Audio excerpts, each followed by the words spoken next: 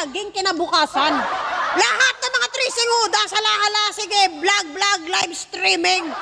Hala, wala na silang ibang ginawa kundi mag-live streaming, explain, live streaming, podcast, press con, lahat na. After that, Yudiputa, rito na naman dito na naman tayo sa iyakan. Iyakan na naman ang ating tema ngayon. Ginawa nyo yung Senado, acting workshop, Yudipuklong. Yan na lang ba ngayon yung kakayahan ng mga senador na to? Ito na lang ba yung mga senador natin ngayon? Nakakahiya kayo sa mga nagkalamatay ng mga senador noon. Kung nabubuhay lang sana si Miriam Defensor Santiago, nagkalabuyayaw na kamuta. Bakit patagal nagiging basura kayo, Senado? Bakit patagal basura na kayo? Alam niyo kung bakit ganyan ang Senado natin ngayon, mga kababayan ko, mga palangga? Dahil lang din sa ating mga Pilipino. Dahil patuloy tayong bumoboto ng mga basurang politiko. O kailan tayo magbabago? Kailan tayo magbabago ng mindset natin? Kung tuluyan ng maging dubsite ang Senado? Nakakapagod na tingnan yung mga drama-drama nyo. Hindi namin kailangan ng drama nyo, Senado. Kailangan namin maparamdam nyo sa amin na protektahan nyo kami. Na ang serbisyo nyo sa amin, na ang loyalty nyo sa aming taong bayan, yun lang. Wala kami pakialam sa action, drama, or anything nyo na ginagawa dyan sa loob. Pwede nyo naman gawing extra job yan kung gusto nyo.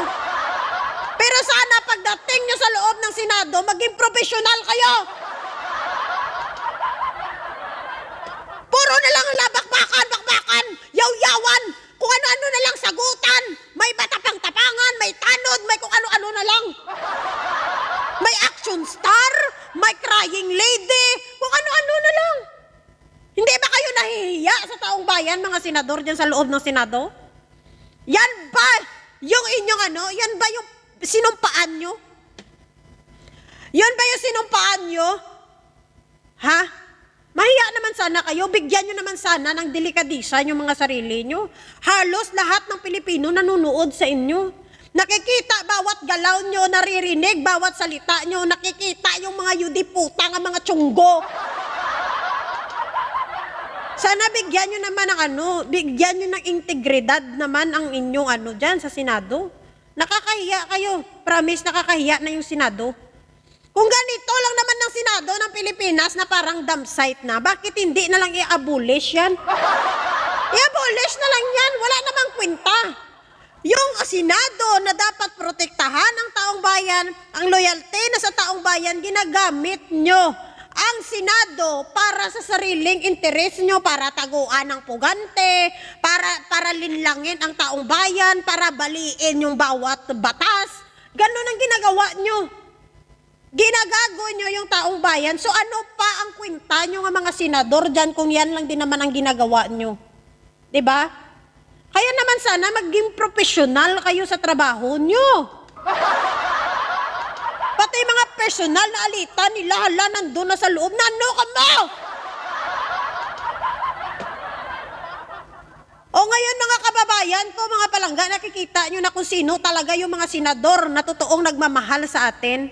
Yung totoong may malasakit sa bansang Pilipinas at totoong loyal sa taong bayan. O next election, iboboto nyo pa yung basura? Yan na lang. Sana maging matalino tayo kung gusto natin ng maayos at magandang bansa. Mamili tayo na mga politiko na iboboto natin sa susunod. Yung maayos, yung hindi kulto, yung hindi politiko, yung hindi basura. Period!